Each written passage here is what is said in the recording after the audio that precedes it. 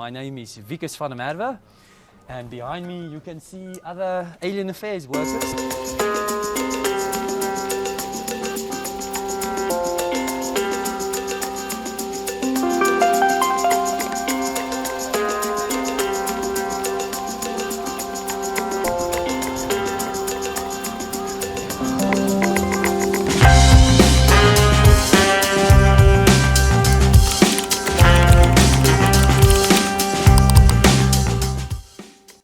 In an alternate 1982, a massive alien spaceship arrives on Earth and hovers above South Africa for 3 months.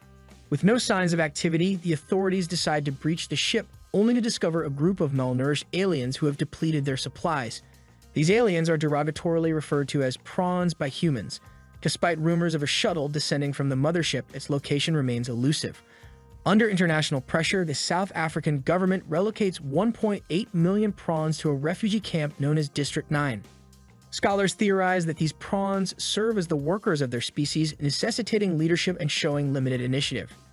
Initially, the district maintains relative peace, although surrounded by soldiers and fences. It is soon revealed that the aliens have a fondness for cat food. However, as time progresses, the human population becomes increasingly resentful, viewing the government's allocation of resources to the aliens as neglecting their own people. District 9 descends into squalor, fueling xenophobia among the populace. The fact that the aliens find entertainment in violent activities, such as torching vehicles, further exacerbates tensions. Over the course of 28 years, the overcrowded district becomes a breeding ground for various criminal activities. Warlord Obasanjo establishes a thriving black market, including illicit arms trafficking. Despite the aliens' advanced technology, humans struggle to handle their weapons effectively. Finally, succumbing to public pressure, the government decides to relocate the camp away from the city to a remote area. 200 kilometers outside. Multinational United, MNU, a weapons manufacturer, is hired for the operation. Mr. Smith, an executive at MNU, appoints his son-in-law, Wikus, to lead the relocation. A contingent of mercenaries accompanies them to ensure Wikus' safety and enforce compliance from resistant aliens. Wikus' assistant and a cameraman document the proceedings. As preparations unfold, Wikus expresses dissatisfaction with the abundance of weapons among the mercenaries. Shoot first and then they answer the questions. Colonel Venter dismisses his concerns and urges him to adapt. The team embarks on a convoy of vehicles towards the district, encountering protests along the way. When a group of prawns attempts an attack, the mercenaries respond with lethal force to defend themselves. Wikus proceeds door to door, requesting the aliens to sign eviction forms, occasionally resorting to cat food as a bargaining tool. While some aliens cooperate, others fiercely resist, prompting the mercenaries to employ force, disregarding Wikus' objections. During one such house search, they stumble upon a room filled with prawn eggs covering the walls. Wikus showcases the discovery to the camera before ordering a mercenary to incinerate them. The shacks yield hidden alien technology, which the mercenaries seize for further testing by MNU despite their limited understanding. Meanwhile, Christopher, his son CJ, and his friend Paul have been searching for a special alien fluid among the discarded prawn technology. After 2 decades, CJ finally finds a piece, and the group excitedly takes it to their hidden room filled with advanced technology. They synthesize the fluid and place it inside a silver cylinder for their plan. However, their moment is interrupted when Wikus and his team knock on their door. Christopher and CJ hastily retreat to their own house, hiding the cylinder, while Paul confronts the humans. Reluctant to cooperate, Paul is swiftly subdued by the mercenaries, who hold him at gunpoint. Wikus enters the house to investigate and discovers a cache of weapons along with the cylinder. Inadvertently, he activates the cylinder, causing it to spray his face. After seizing the cylinder, Wikus attempts to question Paul, but his inquiry is met with resistance. In a fit of rage, Paul hurls a mercenary into his house and pushes Wikus onto a barrel of fire. Colonel Venter and his men arrive, and in a ruthless act, Venter kills Paul while Wikus discovers he has sustained burns on his arm. After receiving medical attention, Wikus resumes his duties and eventually reaches Christopher's house. He tries to offer candy to CJ, but CJ responds by throwing it at him. Enraged by the gesture, the humans force Christopher to kneel while they search the house, uncovering various equipment. Suddenly, Wikus vomits a strange liquid, feeling increasingly dizzy. Concerned, the team decides to take him away temporarily during a meal break. Wikus' nose begins bleeding and his symptoms worsen. Upon his return to the office for reports, he experiences incessant coughing and nails protruding from his fingers. Back in the district, Christopher and CJ search for the missing cylinder, feeling disheartened when they realize it's gone. Meanwhile, a group of prawns exchanges their battle suits for cat food at Obasanjo's base. Tragically, one of the men kills a prawn for consumption. Obasanjo, desperate to become a prawn and utilize their weaponry, has been recruiting witches and shamans. However, his attempts have been unsuccessful thus far. Later, Wikus returns home to a surprise party organized by his wife, Tanya, celebrating his promotion. Despite his discomfort, he tries to maintain a social and friendly demeanor. However, he finds himself in the bathroom, vomiting in the sink. When the cake is cut, he vomits once more before passing out. Awakening in the hospital the next morning, Wikus's bandages are removed, revealing that his burned arm has transformed into a prawn claw. The doctor, terrified, calls the MNU, and soldiers hastily arrive to transport Wikus's body, disregarding Tanya's pleas for an explanation. In a lab, the staff discovers the cylinder in Wikus's pocket and seizes it. From that point forward, Wikus becomes subjected to brutal experiments by the MNU, including testing alien technology.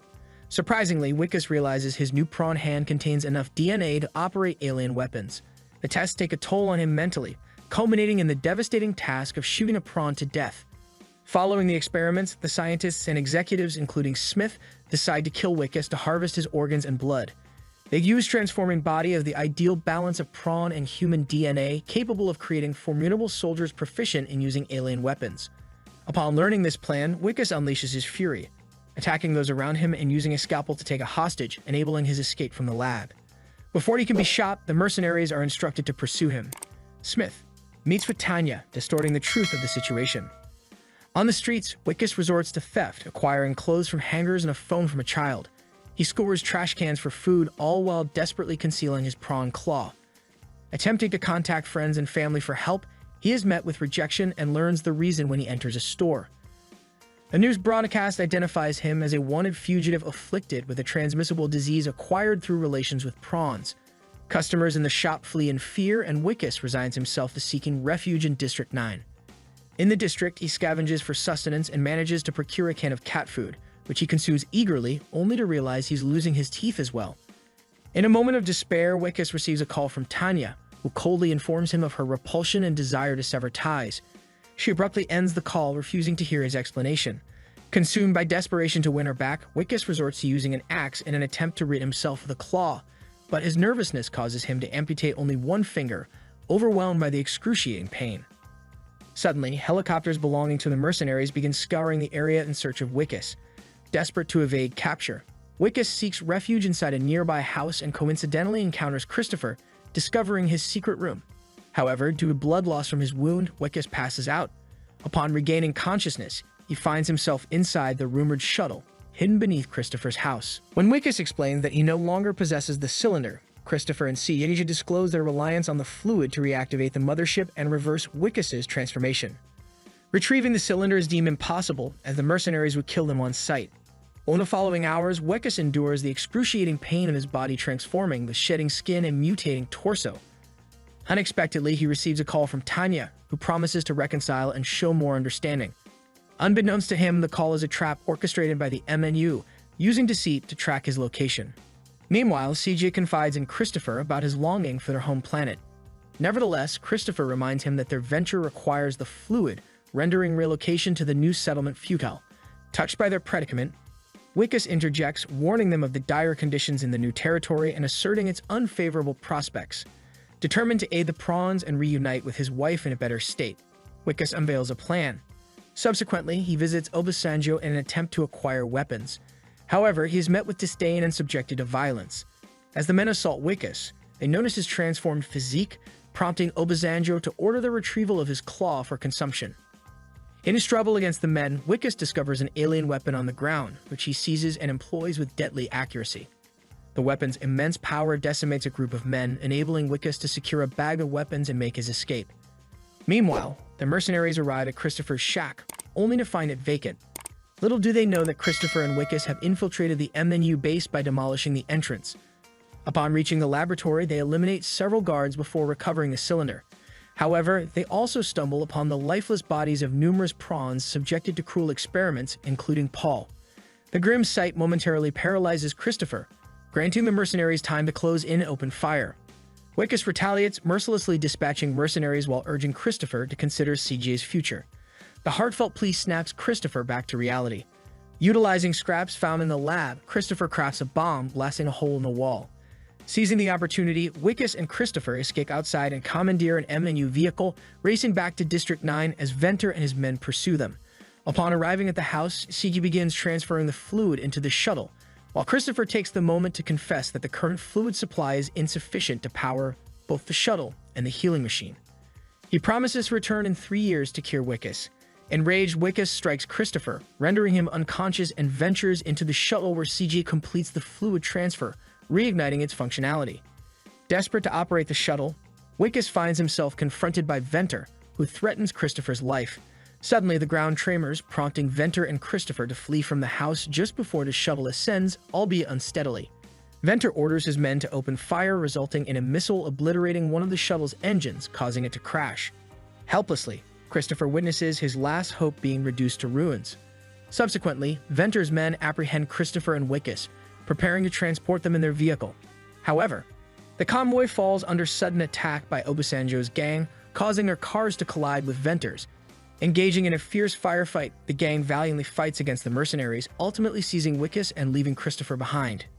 Meanwhile, CJ successfully activates the mothership through the shuttle's control panel. At the gang's headquarters, Wickus is presented to the witches to partake in a ritual utilizing his claw. Simultaneously, CJ's activation of the mothership initiates the activation of all other alien technology, including the Babel suit concealed in the gang's base.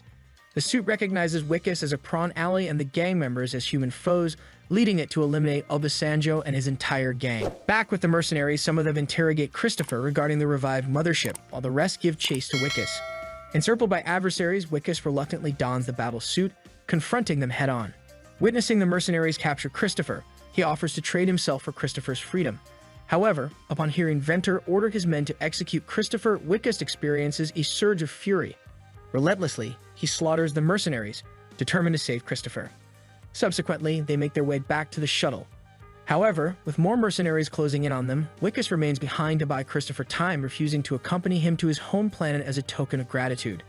The prawn solemnly pledges to return in 3 years to cure Christopher. Amidst the carnage, Wickus continues his relentless onslaught, leaving trails of blood in his wake. He flips a car that pursues him, fires missiles with precision.